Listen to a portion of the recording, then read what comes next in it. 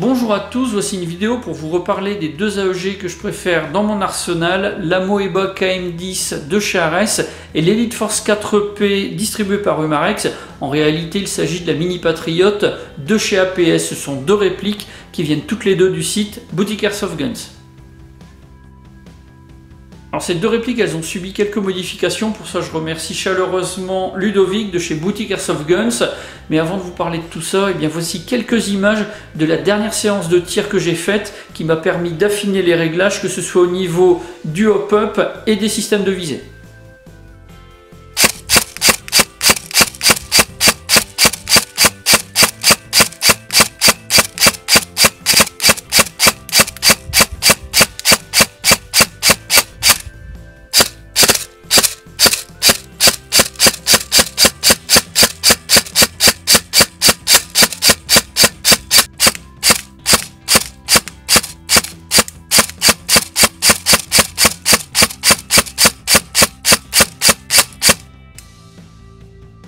En ce qui concerne la Moeba, comme vous le voyez, j'ai installé plusieurs accessoires. Alors sur le garde-main Keymode, eh bien j'ai posé des rails d'interface, un qui me permet d'accrocher une petite poignée. De l'autre côté, j'ai un rail qui me permet de pouvoir fixer une lampe au besoin. Sur le rail supérieur, j'ai installé un boîtier NPEC qui peut faire office avec certaines répliques de porte-batterie. Là, il est équipé d'un laser fonctionnel. Je ne m'en sers que pour les séances d'entraînement. Et puis sur le dessus, une Red Dot, quelque chose de vraiment très petit, compact, léger, mais vraiment très efficace. La plus grosse modification sur l'externe, ça a été l'installation de cet adaptateur qui me permet de pouvoir replier la crosse. Alors pour le rangement, c'est très intéressant, et puis c'est très intéressant également, très simple, pour pouvoir installer à l'intérieur du tube de crosse une batterie, puisque le logement de la batterie se trouve dans le tube de crosse. C'est quelque chose qui est vraiment très efficace, très pratique. Pour ce qui est de l'interne, le seul changement, ça a été celui du ressort de la gearbox. On a un accès simplifié à la gearbox par l'arrière. Donc là, j'ai installé un ressort M120. C'est quelque chose qui est beaucoup trop puissant pour la réplique. J'ai dû le recouper. Donc ça, c'était du petit bricolage à la MacGyver. Ça m'a permis d'amener la vitesse à 349, 351 FPS. Donc ça, c'est vraiment parfait pour pouvoir utiliser la réplique en jeu. Si j'avais installé un ressort M100, M105 d'origine, je pense que j'aurais eu beaucoup moins de difficultés, et puis que j'aurais approché ces vitesses beaucoup plus facilement. Pour ce qui est de la batterie que j'ai utilisée pendant les séances de tir, c'est une LiPo 7.4 de chez ASG, un modèle ultra compact qui rentre sans difficulté dans le tube de crosse, avec une petite unité de contrôle électronique pour pouvoir surveiller la batterie, pour éviter qu'elle ne descende en dessous de son seuil critique. Ça, c'est quelque chose qui est vraiment, très pratique, très utile quand on utilise des batteries de type LiPo. Pour la Mini Patriot, aucune modification au niveau de l'interne, puisque c'est une réplique qui d'origine tape à 307, 313 FPS, donc ça c'est parfait.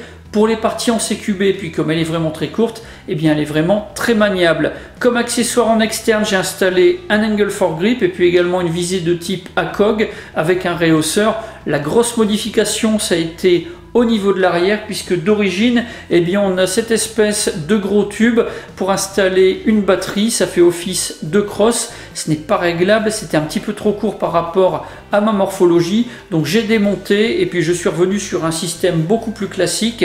Un tube de crosse, une crosse coulissante, et puis pour ce qui est de la sortie du câblage, j'ai percé un trou sur le tube de crosse. J'ai fait une petite adaptation, tout ça je vous l'avais expliqué dans une vidéo spécifique. J'avais installé aussi ce porte-chargeur qui me servait à masquer la batterie, c'était installé comme ça. Et puis là, dernière modification, ça a été l'ajout de ce chargeur. Donc c'est quelque chose que j'ai récupéré dans ma boîte de pièces qui ne marchait plus. C'était un chargeur de type Battle Axe. Donc un chargeur double avec une grosse capacité, un système électrique pour pouvoir mettre les billes en tension. Donc là j'ai tout simplement découpé pour libérer une partie. Ça me permet de pouvoir placer une batterie à l'intérieur, de replacer le chargeur qui est visible. Ça fait un peu plus réaliste et puis c'est vraiment très très pratique. Cette dernière séance d'entraînement, elle m'a permis de régler au mieux les hop-up et les organes de visée de ces deux répliques. Alors pour ce qui est des réglages, eh bien sûr c'est différent puisque les répliques elles sont destinées à être utilisées sur des types de parties vraiment différents. La Mini Patriot c'est vraiment pour des parties en CQB. Néanmoins, comme c'est une réplique qui peut tirer à une quarantaine de mètres assez facilement malgré une puissance assez basse et un canon assez court, eh bien je devais prendre des références de visée pour pouvoir engager des adversaires à cette distance-là. Parfois dans certains CQB, on a des grands couloirs sans obstacle. Donc pour éviter de se faire déborder par l'adversaire, eh bien il est nécessaire d'avoir une réplique qui est capable de pouvoir toucher à ces distances-là sans pour autant taper directement dans la tête si on a mal pris sa visée, qu'on a vraiment surestimé la trajectoire de la bille. Alors pour ce qui est des batteries utilisées, des LiPo 7.4, une batterie Energy Airsoft pour la Mini Patriot, une ASG pour la KM10, ça c'est par rapport au format des batteries. Et pour ce qui est des grammages, en ce qui me concerne, je préfère utiliser des billes de 0,25 g et des billes de 0,28 g pour chacune des deux répliques. Ça c'est par rapport aux puissances et puis aux distances de tir. Les marques des billes que j'ai utilisées, des Tanyokoba, des ATM, des GEG, ce sont trois marques pour lesquelles je n'ai pas noté de différence notable sur les séances de tir que j'ai pu faire. Alors j'aurai peut-être d'autres marques que je pourrais tester, à l'occasion je vous en parlerai. Pour ce qui est des protections oculaires, eh bien j'ai utilisé les protections que j'utilise en général en partie. Tester ces protections oculaires aussi pendant l'entraînement, c'est très important. Ça permet de voir comment se comportent les protections du point de vue de la résistance à la buée dans certaines conditions, des conditions différentes.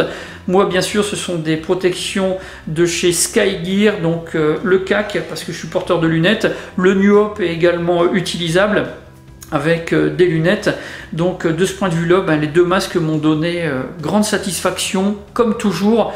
Pas de buée quand on respecte les petites règles d'utilisation qui sont très simples à suivre, que j'avais déjà utilisé, que j'avais déjà précisé lors de la présentation de ces deux masques. Voilà pour ce petit compte rendu, ce dernier topo sur les deux AEG préférés de ma collection. Si vous avez des questions, eh bien c'est comme d'habitude, vous avez la partie commentaires et puis également la boîte de réception de la page Facebook de la chaîne.